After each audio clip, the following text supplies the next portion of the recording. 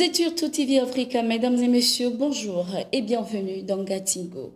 Souveraineté à quel sujet? Nous serions enchantés que la Russie épaule les efforts de l'Union européenne et annonce la construction d'une centrale électrique ou permette à la population nigérienne d'avoir de l'eau. Arrêtez de boire de l'eau à Niamey puisqu'elle est européenne. Ce sont des propos tenus par l'ambassadeur de France au Niger, Sylvain Ité, face à un internaute ce 8 février 2023. Confronté à l'activiste dénommé Issamo dans un débat sur la souveraineté, le diplomate français a fait montre d'un mépris et d'une irresponsabilité, surtout dans un contexte où son pays, la France, est de plus en plus impopulaire sur le continent africain. Ces déclarations choquantes et irrespectueuses ont enflammé la toile et ravivé le sentiment anti-français au Niger. Pour plusieurs analystes, l'ambassadeur met en application les directives du président français Emmanuel Macron qui a appelé ses diplomates à être plus proactifs sur les réseaux sociaux. Notre pays est souvent attaqué et il est attaqué dans les opinions publiques par les réseaux sociaux et des manipulations, avait déclaré le président Macron qui invitait les diplomates à être plus actifs sur les réseaux sociaux. Cette affirmation du diplomate français n'est pas la première du genre. En octobre 2022, en réponse à un internaute, le diplomate écrit, je cite, « Allez demander à tous les Africains qui font la queue devant les consulats français pour obtenir un visa. Ils vous le diront sûrement à moins qu'ils ne soient maso. Ils vous le diront sûrement à moins qu'ils ne soient maso. Interrogez aussi les 8 millions d'Africains qui vivent en France. Ils doivent bien y trouver un intérêt. » Fin de citation. Pour l'universitaire camerounais Franklin Yamsiwa, cet ambassadeur incarne à merveille l'excellente confirmation du néocolonialisme français sur le sol africain. Pour l'heure, aucune réaction du gouvernement nigérien n'est signalée face à l'affirmation du diplomate. Cette déclaration survient alors que la France fait du Niger le nouveau point d'ancrage de son dispositif militaire en Afrique de l'Ouest après avoir été chassé du Mali et du Burkina Faso. La France entretient avec le Niger des relations historiquement privilégiées. Les propos du diplomate français Sylvain Ité passent mal sur le continent. Quelques heures après ces déclarations, une vague de protestations et d'indignation s'en est suivie.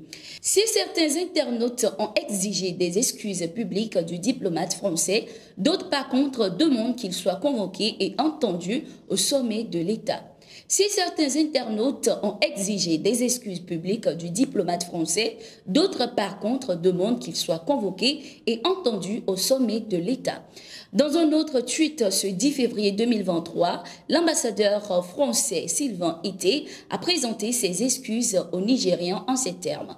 Je souhaite apporter quelques éléments de contexte quant au message que j'ai diffusé sur Twitter mercredi soir et qui a suscité des commentaires. Mon propos n'était bien évidemment pas de mettre en cause la souveraineté du Niger et si certains ont pu avoir ce sentiment et se sentir heurtés par mes propos, je m'en excuse bien volontiers. Fin de citation. Ce tweet a été rédigé en réponse rapide à une précédente déclaration du diplomate laissant entendre que l'eau de Niamey appartiendrait aux Européens. Mes propos ont ainsi été volontairement sortis de leur contexte et la visualisation de mon premier post présentant les projets visités aurait permis une meilleure compréhension globale, a ajouté le diplomate. De nationalité française et connu en Afrique où il était ambassadeur envoyé spécial pour la diplomatie française sur le continent, Sylvain Ité est ambassadeur de la France au Niger depuis le 28 septembre 2022.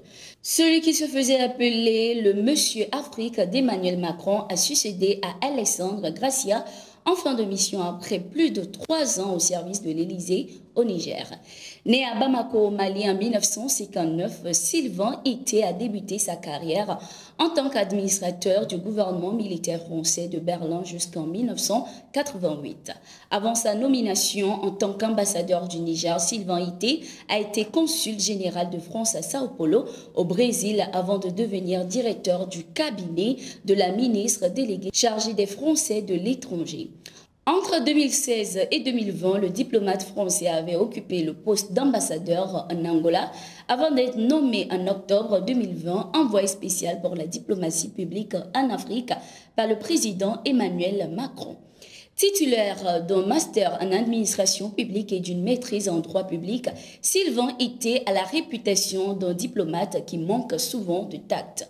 Selon plusieurs observateurs, la nomination de Sylvain Ité à la tête de l'ambassade de France au Niger en 2022 représente un passage progressif à l'offensive d'Emmanuel Macron en Afrique.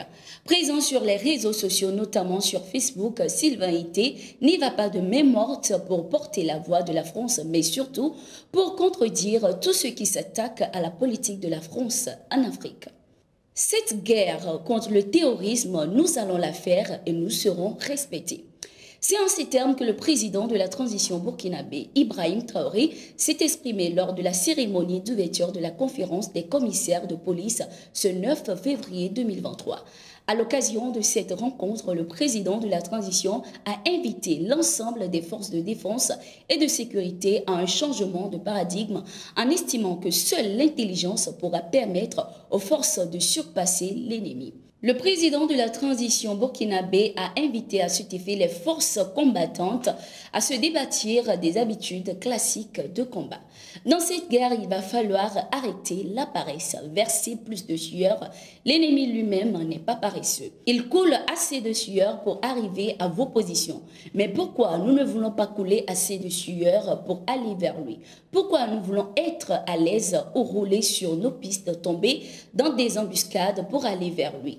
Il n'est pas sur les pistes. Pourquoi nous continuons de mourir sur les pistes? Le terrain nous donne l'opportunité de changer de style de combat et ça doit se faire avec beaucoup d'intelligence, a-t-il martelé. Le capitaine Ibrahim Traoré a annoncé une mise en place efficace des équipements et effectifs dans des différentes zones du pays pour lutter contre le terrorisme. Le carrefour Aïtchédi, commune d'Abomey-Calavi au Bénin, a été le théâtre d'un accident de la circulation ce 11 février 2023 qui a fait un blessé et enregistré plusieurs dégâts matériels. Un chauffeur en état d'ébriété et roulant à vive allure a fait un tonneau. Selon les informations, le véhicule dans sa chute a percuté un conducteur de taxi-moto et son client. Le client est sorti du choc avec des blessures et a été immédiatement évacué à l'hôpital. La moto et le véhicule impliqués ont été endommagés. Les secours s'étaient rendus sur les lieux pour les constats d'usage, de même que les sapeurs-pompiers. Merci d'être resté avec nous. C'est la fin de ce numéro de Gatingo. Nous sommes en continu sur nos différentes plateformes.